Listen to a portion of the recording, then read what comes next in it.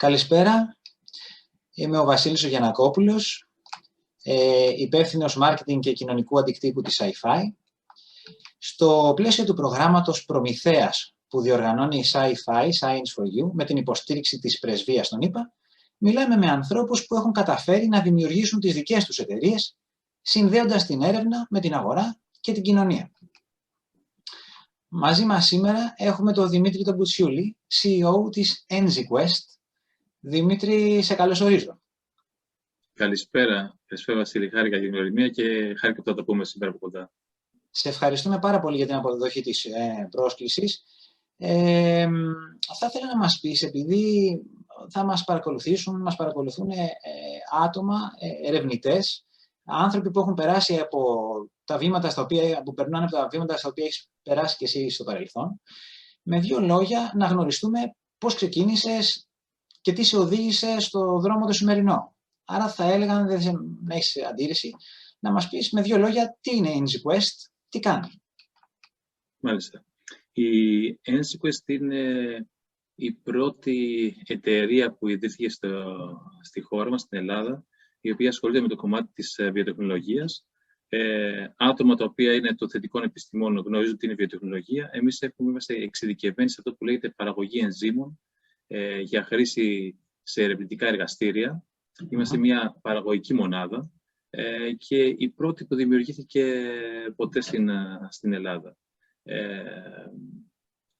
Ούτως ή άλλως θα πούμε και στη συνέχεια, έχει αλλάξει τελείως ο χαρακτήρας της εταιρείας από τότε που δημιουργήθηκε, που είναι μόλις ένας χρόνος. Αλλά πιστεύω θα δώσουν και παραπάνω λεπτομέρειες στη συνέχεια και είναι ακόμα ένα χαρακτηριστικό παράδειγμα από πολλές καινοτόμες επιχειρήσεις που αλλάζει πάρα πολύ γρήγορα το επιχειρηματικό τους πλάνο με βάση το αν θέλουν να κινηθούν όντως επιθετικά. Ναι. Αυτό το βλέπουμε και εμείς σε πολλές εταιρείες, startups και spin-offs άλλες, οι οποίες αναγκάζονται να προσαρμόσουν τη στρατηγική τους ακόμα και τις αγορές. Τα βασικά προϊόντα της EnzyQuest, για κάποιον μη ειδικό με το χώρο, ποια είναι, πού απευθύνονται?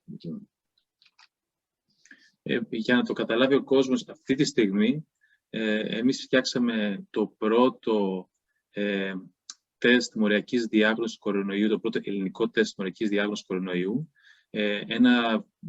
Είναι αυτό που λέμε RT-PCR, που ακούτε το πιο καθιερωμένο παγκοσμίως τρόπος μοριακής διάγνωσης, αυτό που δέχονται και όλες οι χώρες ως πιο αξιόπιστο τεστ. Καταφέραμε και φτιάξαμε αμιγώς όλα τα συστατικά εδώ στις εγκαταστάσεις μας και με τις πιστοποιήσεις που λάβαμε και τελευταία, αυτή τη στιγμή είμαστε στη διαδικασία έγκρισης και από τον ΕΟΦ. Ήδη ούτως ή άλλως διαθέτουμε εμπορικά το συγκεκριμένο αυτό τεστ και πρόκειται να λάβουμε και τις αντίστοιχες πιστοποιήσεις για να μπορούμε να έχουμε ακόμα μεγαλύτερη ζήτηση στις αγορές που χρειάζονται τις πιστοποιήσεις για να μπει κυρίως σε νοσοκομεία. Άρα, ένα τέτοιο τεστ κυρίως αποτελείται από ένζημα, από αυτά που κάνουν την ανάλυση του DNA.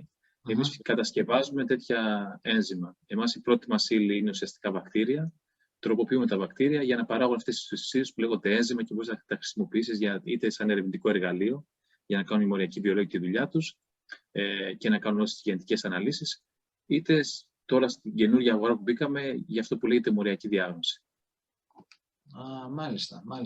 Καταρχήν να πω αυτό που είπες εδώ που είμαστε, να πω ότι είστε στην Κρήτη, έτσι, και αυτό έχει και ιδιαίτερα τη σημασία του, γιατί είναι άλλη μια ιστορία επιτυχίας η οποία δεν επικεντρώνεται στην Αθήνα.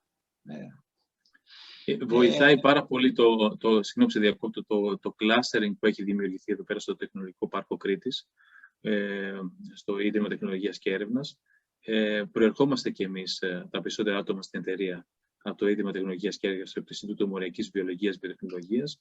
Και έτσι είναι πολύ σημαντικό πλέον που προσπάθειες ή σκέψεις που υπάρχουν για να δημιουργηθούν εταιρείες, υπάρχει αυτός ο χώρος όπου μπορείς και να επιδράσεις και να ξεκινήσει πιο γρήγορα μια εταιρεία. Ναι, γίνεται εξαιρετική δουλειά, από όσο ακούω και γνωρίζω. Θες να μας πεις και δύο λόγια για την περιγραφή της πορείας της εταιρείας, δηλαδή πώς ξεκίνησε και σε τι στάδιο ανάπτυξης είναι σήμερα? Θέλεις να κάνω και μια μικρή αναφορά που ήμασταν πριν και πώς δημιουργήθηκε, πώς προέκυψε? Τα βασικά milestones θα έλεγα, για να βοηθήσει κάποιον να καταλάβει λίγο. Πολλοί φαντάζονται ότι κάποιος έχει μια φοβερή ιδέα και τον οδήγησε αυτόματα στην επιτυχία, ενώ ποτέ δεν είναι έτσι η πραγματικότητα. Ωραία. Λοιπόν, εγώ ήμουν επιστημονικός υπεύθυνος σε ένα εργαστήριο στο Ίδρυμα Μοριακής Βιολογίας και Τεχνολογίας, εδώ στο Ίδρυμα Τεχνολογίας και Έρευνας στην Κρήτη. Και πάντα είχα το μικρόβιο της επιχειρηματικότητας και κυνηγούσα και το εργαστήριο αυτό έκανε πωλήσεις. Κατασκευάζαμε ένζημα και ήδη τα πουλούσαμε, αλλά το να είσαι κομμάτι ενός δημόσιου φορέα και να μπορεί να κάνεις κατηγορική εκμετάλλευση, αυτό είναι πολύ δύσκολο.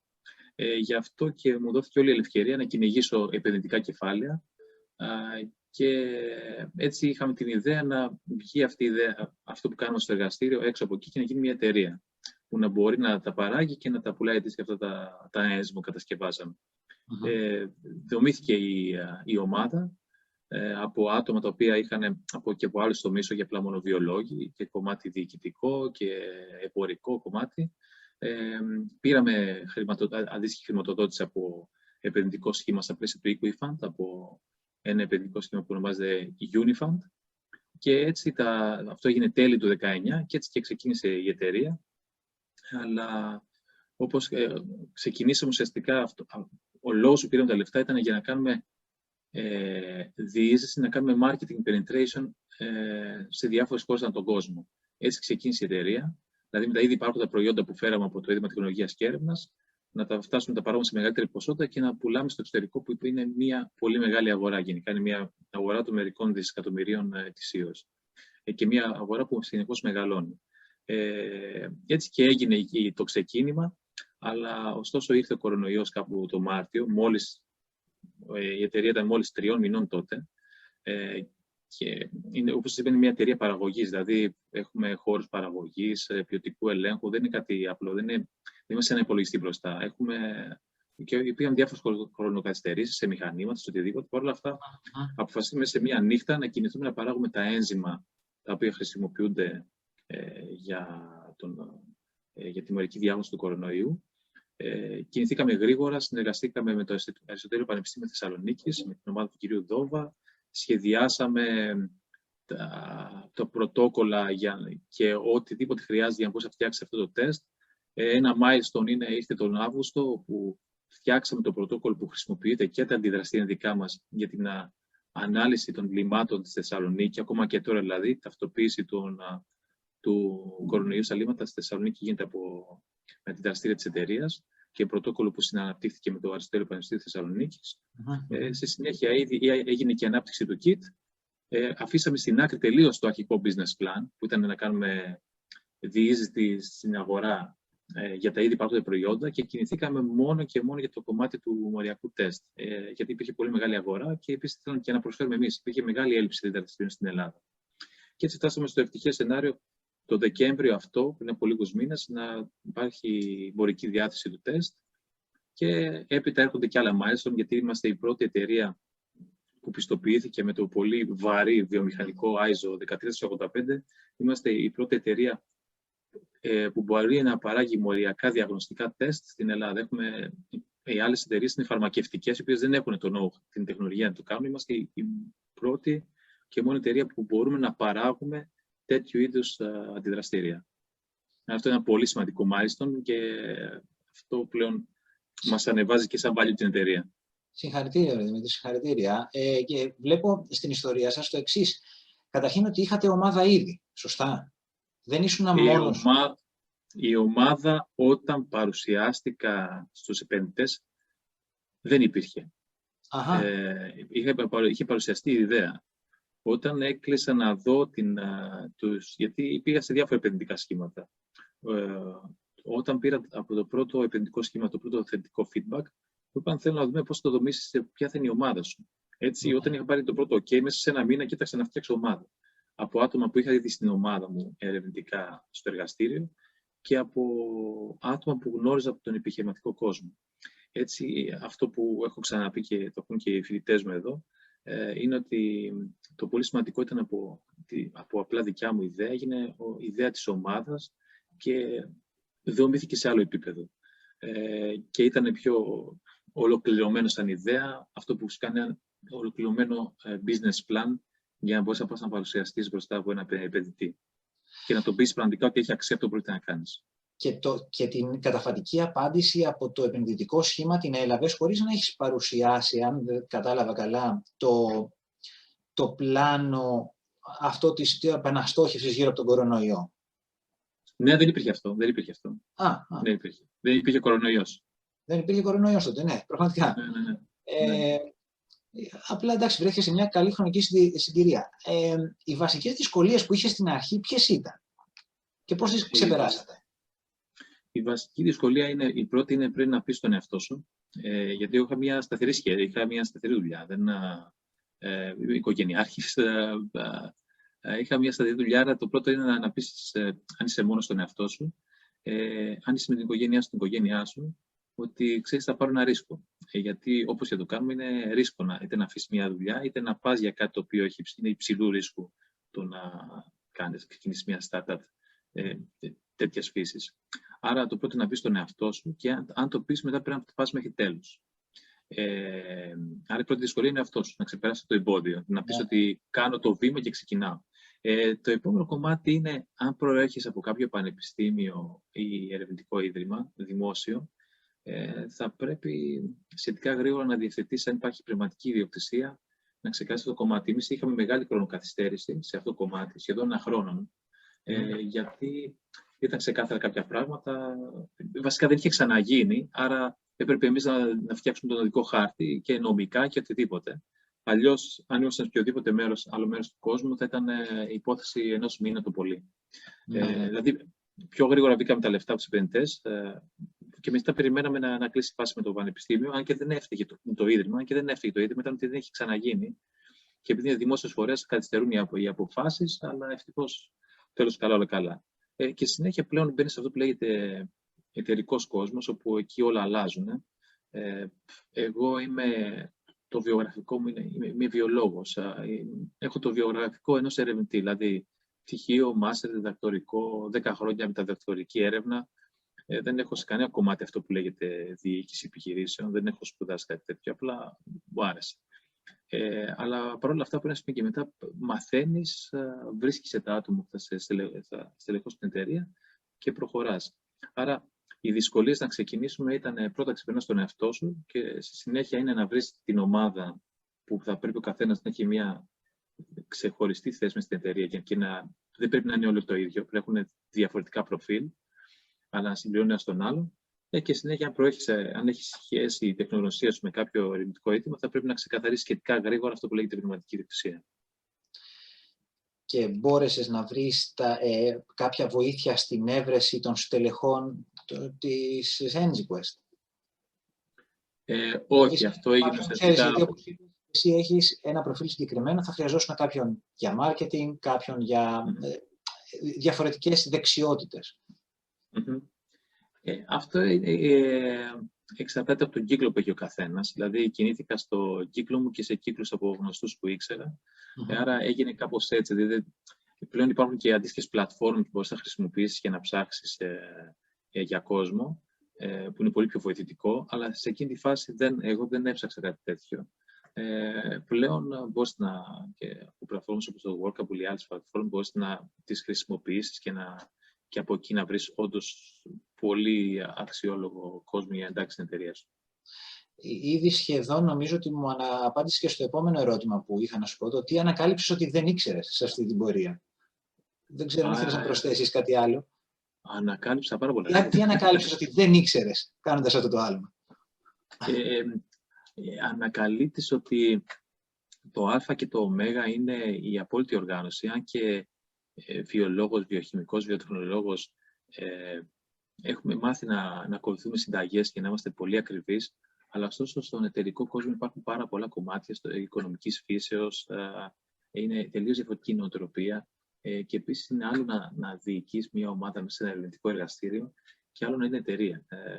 Πρώτα απ' όλα τα λεφτά δεν έρχονται από ένα δημόσιο φορέα, άρα πρέπει να κοιτάς τι μπαίνει, τι βγαίνει, να είσαι πολύ ξεκάθαρος και στην αποδοτικότητα που έχει ο καθένας. Άρα, βασικά, ήταν πάρα πολλά που δεν ξέραμε και επίσης δεν ξέρω και συνεχώς μαθαίνω. Το σημαντικό είναι ό,τι μάθεις να το βάζεις στην άκρη να πας στο επόμενο βήμα.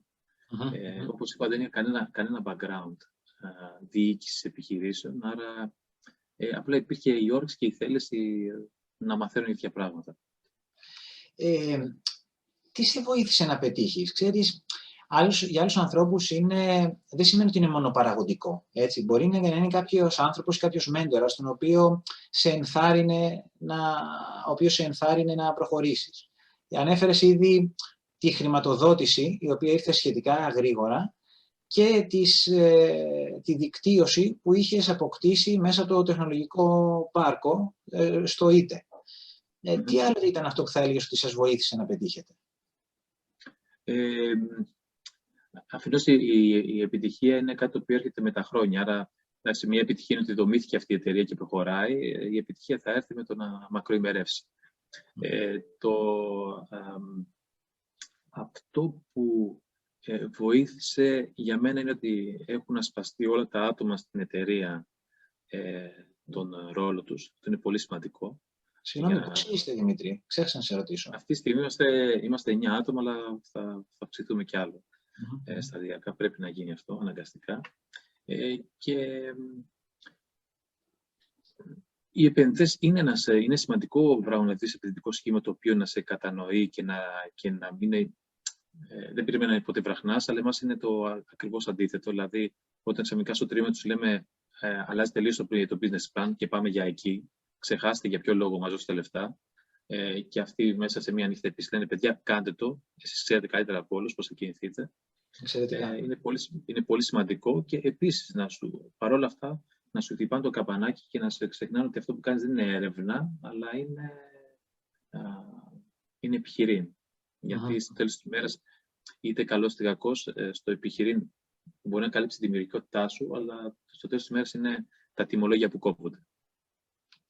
Ναι.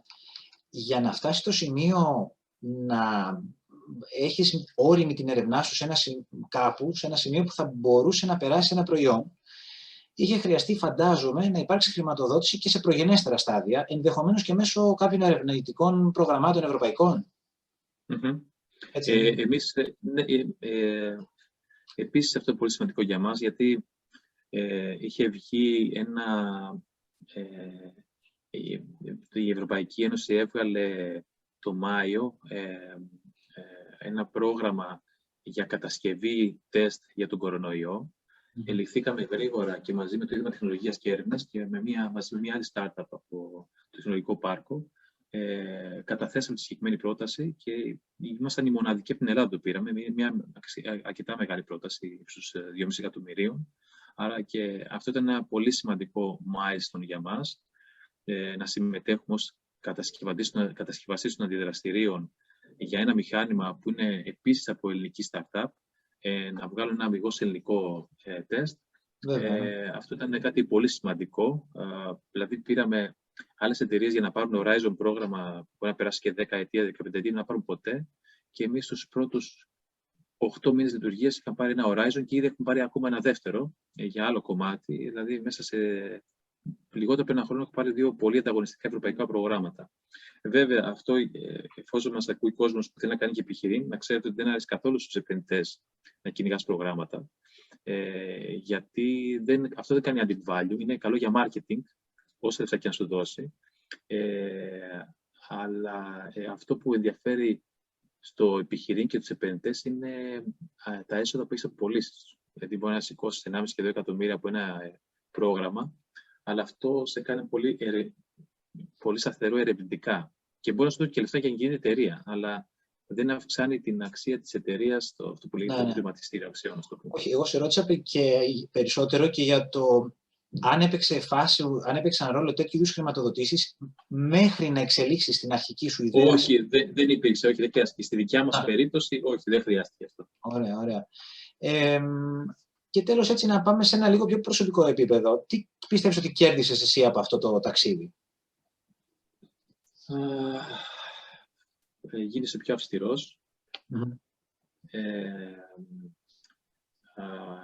Οπωσδήποτε πιο οργανωτικός. Και μπορείς να βλέπεις όλη την αλυσίδα από την αρχή μέχρι το τέλος.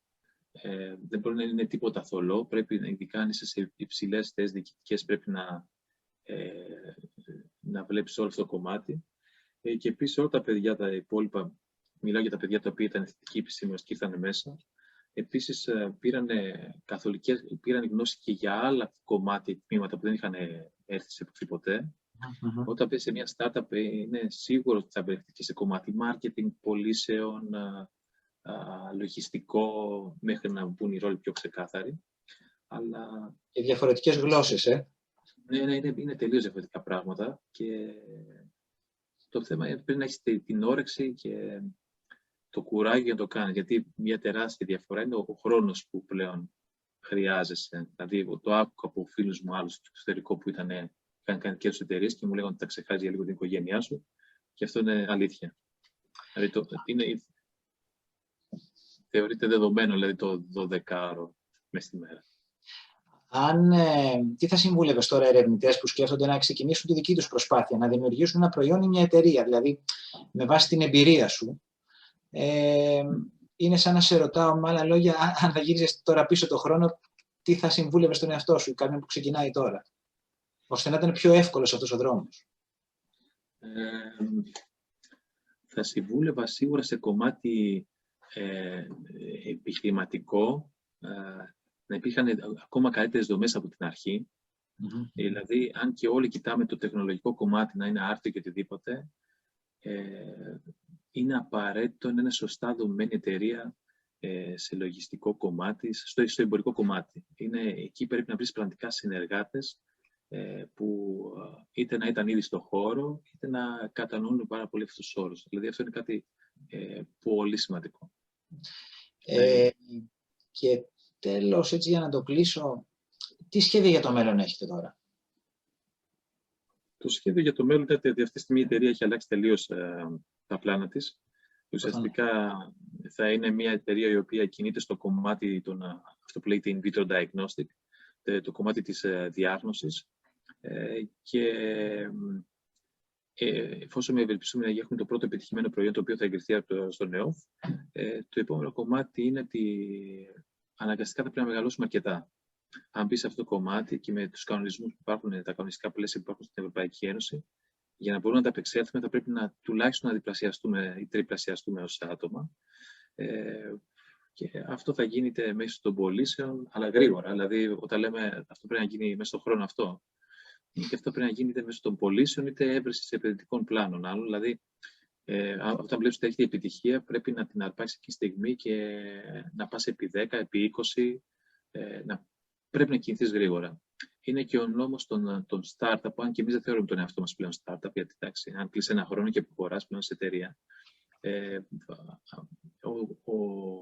Ο κανόνας των εταιρεών που έχουν τέλος πάντων πάρει λεφτά από επενδυτές είναι να κινηθούν γρήγορα, γιατί οι επενδυτές στο τέλος της ημέρας στέλνουν και τα λεφτά τους εισαγωγικά πίσω. Είσαι ακόμα ένα τέτοιο κομμάτι στο portfolio. Άρα, εάν έχεις πάρει λεφτά από επενδυτές, κινείσαι αναγκαστικά πάρα πολύ γρήγορα και πολύ επιθετικά. Στοχευμένα, βέβαια. Δημήτρη, σε ευχαριστώ πάρα πολύ για αυτή τη συνέντευξη. Σας εύχομαι σε όλους ολόψυχα καλή επιτυχία. Είδα ότι χρησιμοποιεί συνέχεια το εμείς, οπότε έχει πολύ ισχυρή την αίσθηση της ομάδας και της αλληλοσυμπληρωματικότητας όλων. Είμαι σίγουρος ότι αυτά που είπες εσύ θα βοηθήσουν όσους μας ακούνε. Καλή δύναμη, καλή επιτυχία, να είστε όλοι ασφαλείς και βοηθάτε και στον πόλεμο εναντίον του κορονοϊού. Να είσαι καλά. Ναι, ευχαριστώ πάρα πολύ και εύχομαι σε όποιος πάρει την απόφαση για να παίξει με αυτό που λέγεται καινοτόμως επιχειρηματικότητα, να το πάρει πραγματικά την απόφασή του και δεν έχει γυρισμό. Και το σίγουρο είναι ότι ακόμα και αν αποτύχει, δηλαδή ξεκινήσει μια εταιρεία και αποτύχει, στο εξωτερικό λένε fail quickly, αυτό είναι πολύ μεγάλη επιτυχία και σίγουρα θα το ανοίξουν νωρίς για να κάνει και άλλα πράγματα στη συνέχεια. Σίγουρα θα είναι αποτυχία ακόμα και να αποτύχει το πρώτο εγχείρημα. Καλή δύναμη, καλή συνέχεια εύχομαι. Ευχαριστώ πολύ.